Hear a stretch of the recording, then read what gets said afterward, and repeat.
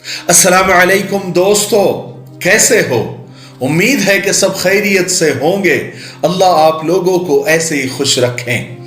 ये चंद खूबसूरत अल्फाज कहीं ना कहीं आपने पढ़े होंगे, कहीं ना कहीं जरूर सुने होंगे।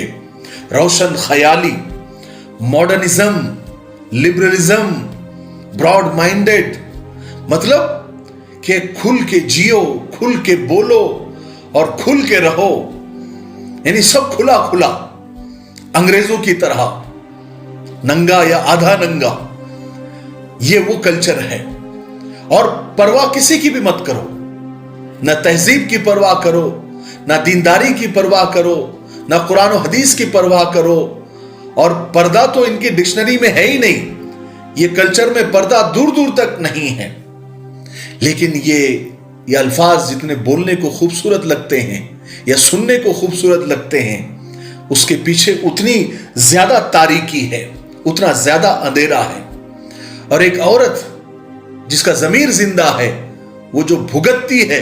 आज मैं आपको एक लड़की की कहानी उसी की जबानी सुनाता हूं। उसने ये अपनी कहानी मुझे भेजी है, आप इसको सुनिए तो आपके रोंगटे खड़े हो जाएंगे। मेरे तो खड़े हो गए, आपके भी रोंगटे खड़े हो जाएंगे और आप सोचने पर मजबूर हो जाएंगे और अल्लाह का शुक्र अदा करेंगे कि अल्लाह ताला तेरा लाख लाख शुक्र है कि तूने एक तहजीब हमको दिया, एक कुरान और हदीस की तालीम हमको दी। और अल्लाह के रसूल सल्लल्लाहु अलैहि वसल्लम ने जो कल्चर और जो मजहब जो हमको दिया, जो एक तहजीब हमको दी, उससे बढ़कर कुछ भी नहीं है। जो पर्दा हमको दिया, उससे बढ़कर कुछ भी नहीं है। उसी में हमारी हिफाजत है, वही हमारे लिए एक किला है।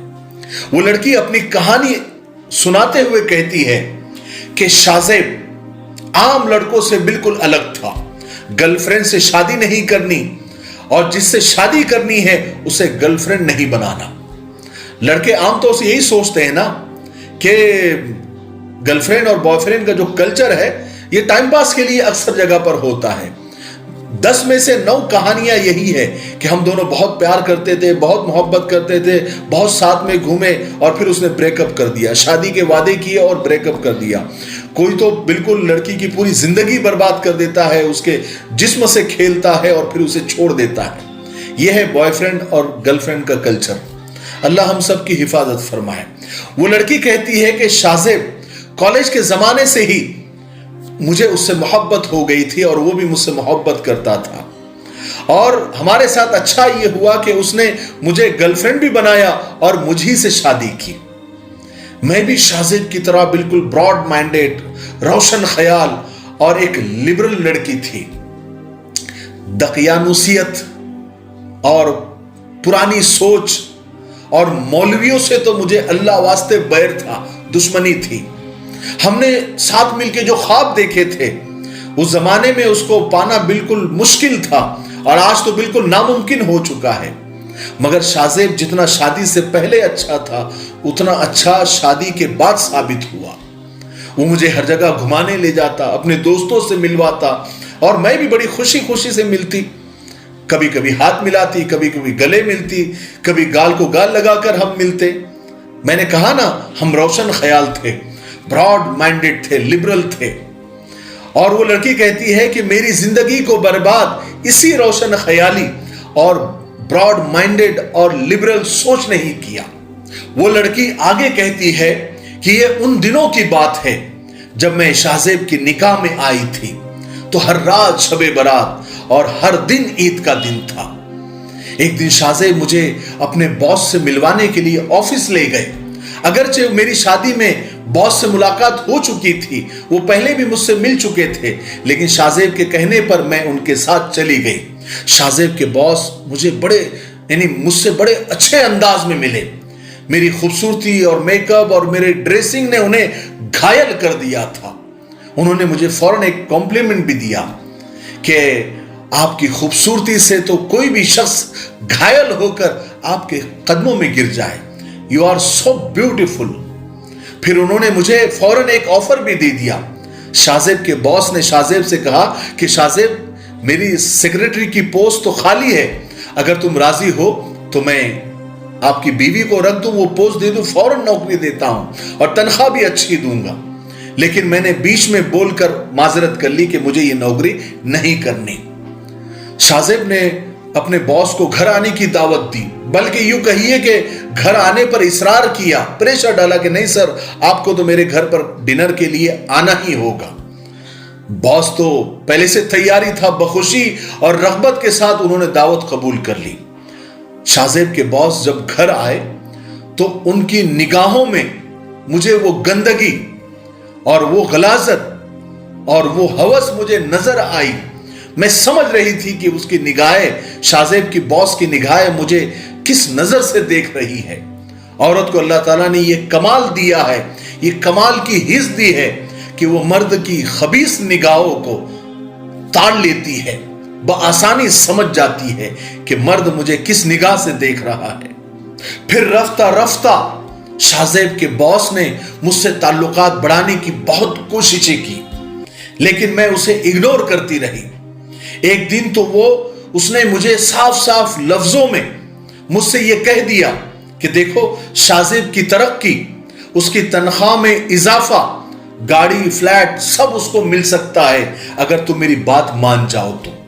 मेरे साथ तुम वो काम करो जो मैं चाहता हूं, तो अगले ही दिन ये सब चीजें शाज़ेब के पास होंगी। लेकिन मैं ये कैसे कर सकती थी? मुझे उस दिन से शाज़ेब के बॉस से बहुत घिन आने लगी। मैं साफ इनकार करके मैं घर आ गई।